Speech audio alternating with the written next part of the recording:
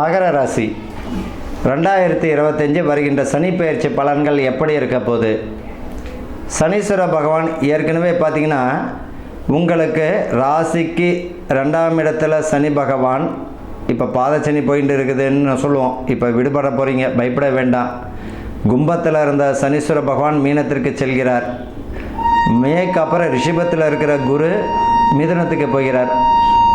மகர ராசி இந்த 2025 இருந்த சனி பெயர்ச்சி பலன்கள் எப்படி இருக்க போகுது மகரத்துக்கு? சார் வெற்றி செஞ்சிச்சு சார். பாத சனி எங்களுக்கு அவ்வளோ தொலைகளை கொடுத்தது. இந்த 7 சனியில் நாங்கள் படாத அசிங்க அவமானமே இல்லை.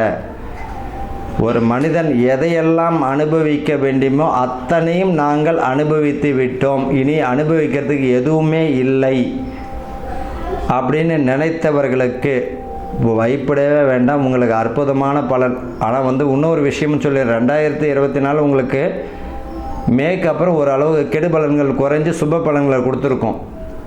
கெடு பலன்கள் குறைந்து சுப பலன்களை கொடுத்துருக்கோம். அதில் எந்த மாற்றமும் இல்லை. பாத சனின்று பயப்பட வேண்டிய அவசியம் கிடையாது. இப்போ முடியுது, இன்னும் சிறப்பு தான். சரி, இப்போ இருக்கக்கூடிய சனி 3ஆம் ராசிக்கு 3ஆம் இடத்துல வருகிறார். 3ஆம் இடம் என்ன? தைரிய வீரிய சத்ருஸ்தானம், தைரிய வீரியம். அந்த 3ஆம் இடத்துல சனி 5ஆம் இடமாக ரிஷபத்தினுடைய பார்வை இருக்குது. 5ஆம் இடமான ரிஷபத்தை பார்வை செய்கிறார். 7ஆம் இடமான கன்னியோட பார்வை 10வது பார்வையாக 12ஆம் இடத்தையும் செய்கிறார். அப்போ சகாய சனியாக இருக்கும் பொழுது இந்த 7.5 சனி பாத சனி உங்களை விட்டு விலகி நல்ல விஷயங்கள் தரும். குரு பாருங்க 5ஆம் பார்வையாக துலாமை பார்க்க, 5ஆம் பார்வையாக துலாம் பார்வை, 7ஆம் பார்வையாக தனுசையும் பார்வை செய்கிறார். தனுசையும் தன்னுடைய சொந்த வீட்டையும் பார்க்கிறார். 9ஆம் இடமாக பார்வையாக 2ஆம் இடத்தை பார்க்கிறார். அப்போ யாருக்கு? குருவுடைய பார்வை கும்பத்துக்கு இருக்கா? அப்போ இந்த வருஷம் எப்படி உங்களுக்கு கஷ்டத்தை கொடுக்கும்? புதிய தொழில் நல்ல மாற்றத்தை கொடுக்கும். ஏற்கனவே பார்த்த தொழிலில் நல்ல மாற்றத்தை கொடுக்கும். வேலையே இல்லாதவங்களுக்கு இப்போ வேலை கிடைக்கும். புரியுதுங்களா? இந்த மகரத்துக்கு நான் தெரியாத வேலையை ஒருவரை நம்பி மட்டும் இறங்காதீங்க. நிறைய பேர் ஏமாந்தவர்கள் நான் பார்த்த வரைக்கும் என்னுடைய அனுபவத்தில் நண்பரை நம்பி இவருக்கு எந்த வேலையுமே அந்த தெரியாது. புதுசாக ஒரு வேலை அவரை நம்பர் யாரை நண்பரை அவர் எல்லாத்தையும் பண்ணுவார். நல்லா தான் ஒரு 6 மாதம் 1 வருஷமாக ஓடும். இவர் அது வரைக்குமா கற்றுப்பாருன்னா கற்றுக்கவும் மாட்டார்.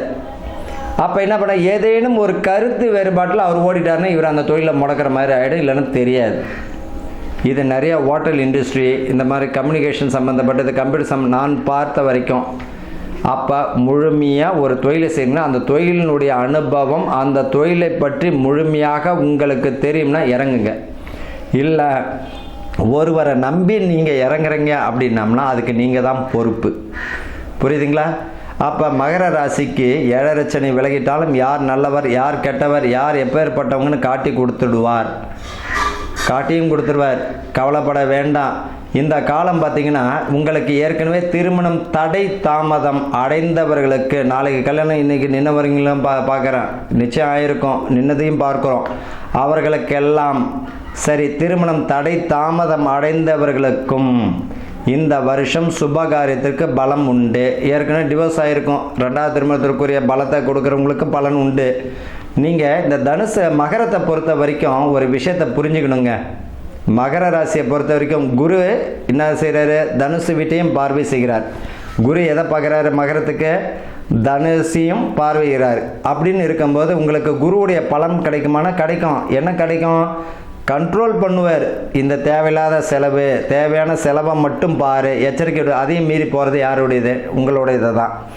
அப்போ இந்த மகர ராசிக்கு கவனம் ரொம்ப தேவை. அட்வைஸுக்கு சரியான நபரை தேர்ந்தெடுத்துக்குவாங்க. யார் சரியான நபர்னால் நம்ம குடும்ப உறுப்பினர்கள். இன்னொன்று, குடும்பத்தில் உள்ளவங்களே பார்த்திங்கன்னா சில சமயங்களில் பாக பிரிவினை பங்கு வந்தவங்களும் இந்த வருஷம் மகரத்தில் பார்க்குறோம். சொத்து பிரிஞ்சு போகிறது, சொத்து மற்றவங்களோட கை மாறி போகிறது எல்லாமே பார்க்குறோம். அதை எல்லாமே சுமூகமாக முடிந்து உங்களுக்கு தேவையான பாக்கியம், தேவையான சொத்து உங்கள்கிட்ட கிடைக்கும். அதே போல் சட்டத்துக்கு புறம்பான எந்த தொழில் நீங்கள் செய்தாலும் மாட்டிப்பீங்க. சட்டத்துக்கு புறம்பானது ஒருவருக்கு கெடுதல் செய்யக்கூடிய தொழில் எது செய்தாலும் தொல்லையை மட்டும்தான் சந்திக்கணும். நேர்வழியில் போகிறது நல்லது, புரியுதுங்களா? கவலைப்பட வேண்டிய அவசியம் இல்லை. அதே நேரத்தில் வாடிக்கையாளர் அதிகமாகுவாங்க. ஏற்கனவே பார்த்திங்கன்னா இந்த சலூன் கடைக்காரங்க, டீ கடை வியாபாரிகள், ஹோட்டல் இண்டஸ்ட்ரி வச்சுருக்கவங்க, உணவு சம்மந்தப்பட்டது, அதே போல் வாடிக்கையாளர் நிறைய பேர் வருவாங்க. உங்களிடம் வித்தைகள் கற்றுக் கொடுத்த குருக்கிட்ட போய்ட்டு ஆசீர்வாதம் வாங்குறது மிக சிறப்பு.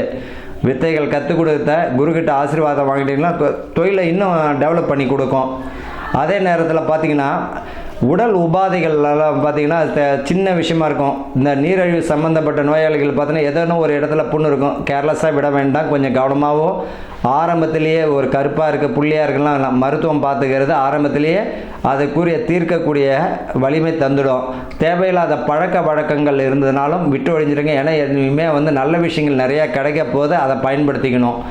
அதே போல் திருமணம் தடை தாமதம் அடைந்தவர்களுக்கும் இரண்டாவது திருமணம் பாக்கியம் கிடைப்பவர்களுக்கும் இந்த வருஷம் அற்புதமான இருக்கும்.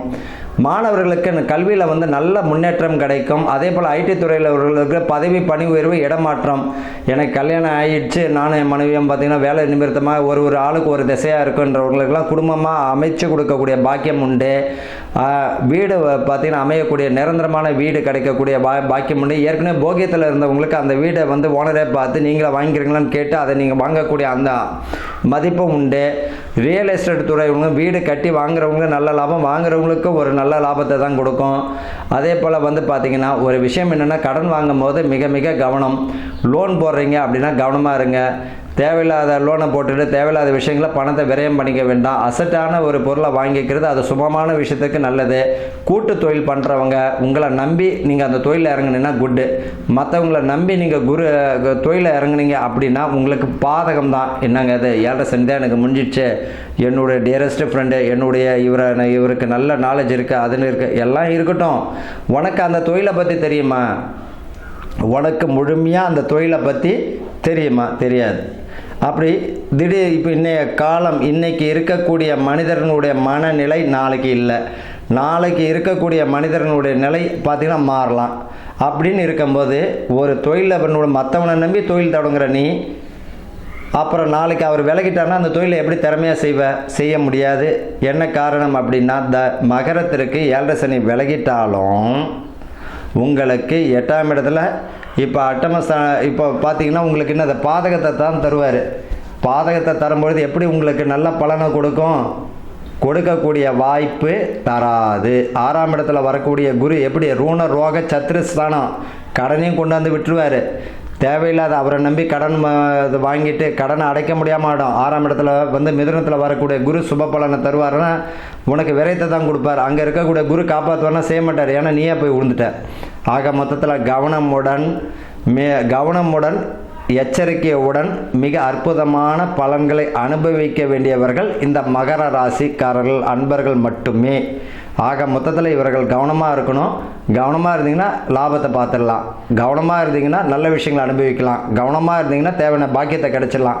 ஆக மொத்தத்தில் இவர்களுக்கு அற்புதமான வருஷமாக தான் இருக்குது இப்போ வரக்கூடிய சனி பெயர்ச்சி பலன்கள். வாழ்க ஆனந்தத்துடன்.